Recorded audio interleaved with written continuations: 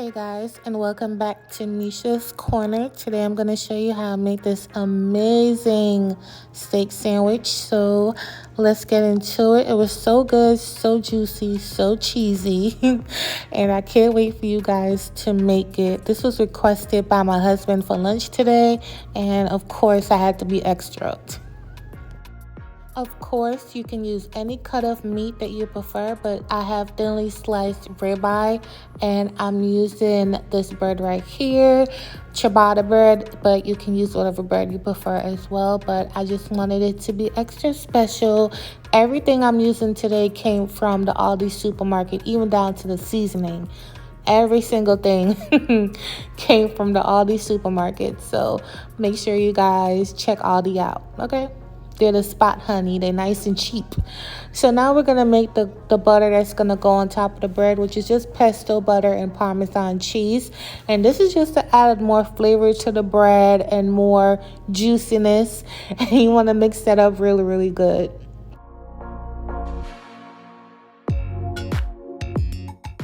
So now you're just going to smear it all over the bread. You know, a thin layer, but you want to make sure you get every corner, every inch of the bread. And don't skip this part, you guys. It's necessary in my opinion. And you want to do that to all pieces of the bread, just like I'm doing here. Next, I'm going to prep the cheese. Right now, I'm just prepping everything, getting everything ready to go. So I'm grating some mozzarella cheese, and then I'm going to grate some pepper jack cheese. But you can use the cheese you prefer. I just wanted the mozzarella because it melts good, and the pepper jack because of flavor. And this is what I have right here. I might not even use all of it, but you want to make sure you're nice and prepped and ready to go.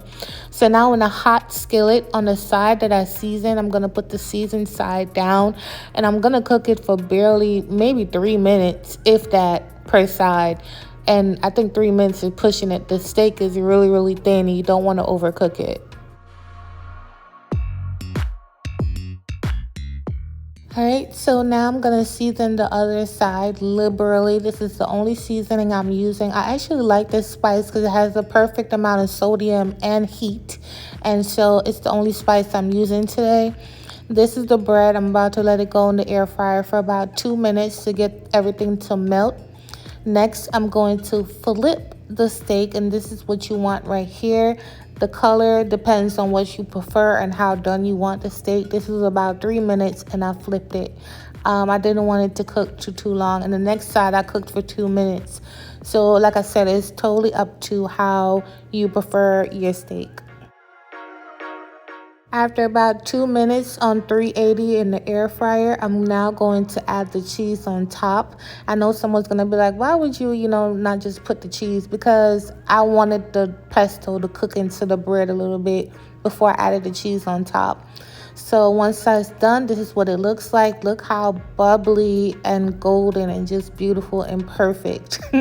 So now we're going to put the whole thing together. You see, it was super easy. Like, we're done already. It's so easy to make. So I'm going to put the juicy, delicious, perfect steak down just like this.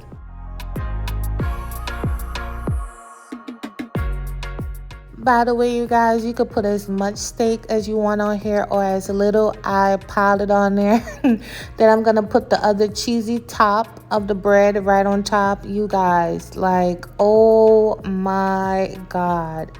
It was so easy to make, first of all. It's just the way we made it, And then I cut it down the middle, and ooh, chile. Look how juicy. You can see the pesto, the cheese, the juicy steak, the tomatoes. The bread is crispy. I think crisping bread or toasting bread in the air fryer is top tier, and everyone should do it. But anyway, thank you guys for watching, and I will catch you on my next video. If you make this recipe, let me know what you think, and I will catch y'all later. Bye.